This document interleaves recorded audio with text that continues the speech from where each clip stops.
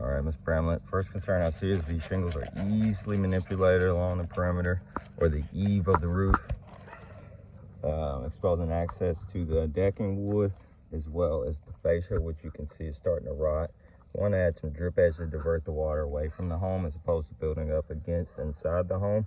Definitely want to take off this very, very water absorbent felt paper. And here's very brittle.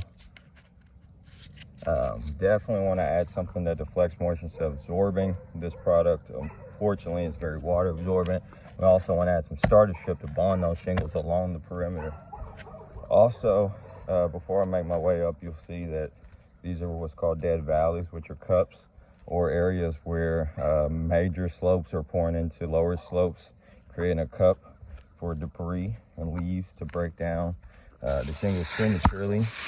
You can see that there's a lot of mulch literally growing on top of your home and producing all kinds of plants and nature, and we don't want that scenario. We want to add some ice and water shielding to better protect this area, which unfortunately is right below a tree, so definitely want to protect that area and also divert water off of the home with flashing so it comes off of this area as opposed to sitting or cupping.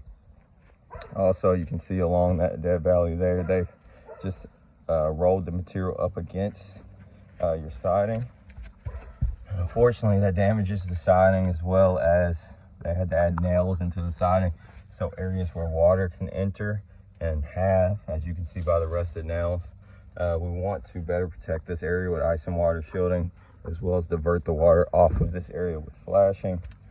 There's several areas where shingles are not only missing but creased, so they've been lifted up by wind and laid back down. Lots of granule loss. You can hear that just coming off of the home. I made my way higher up. Ridge caps are starting to crack. Possible animal damage, but also a lot of cracking due to lack of ventilation and the wrong material being flexed over this ridge cap. You see a lot of heat blisters. Definitely want to add ventilation on this home. Ms. Bramlett, you said that you know, this is supposed to be a 30-year roof. Yes, but unfortunately it hasn't been giving even the experience to last as long as it has. So we're very blessed in that regards, but however, there's been a lot more concerns than you have been aware of. A lot of dead valleys and areas where water's cupping and breaking down parts of your roof that are supposed to be protected.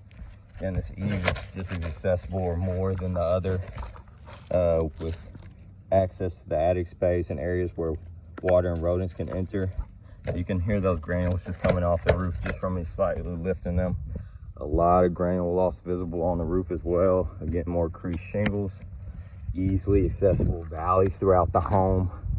Definitely not in condition we would consider repairable. I know you were mostly concerned about this missing shingle here, but again, you have several creased shingles in areas where water are entering other than the obvious. A lot of exposed rusted nails and a lot of indicators that this roof is not in a repairable condition. In order to remove a damaged shingle like such, we would have to lift the surrounding shingles, and because of their condition, they will crack because they are not in repairable condition. You can see actually a simulation of this with this shingle, because even the surrounding shingles around the missing shingle cracked as well,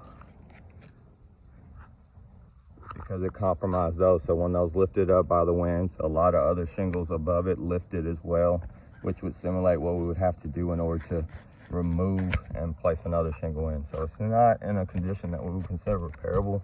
Definitely want to strip this down to bare wood and get you into a much better warranted situation, and we look forward to doing so.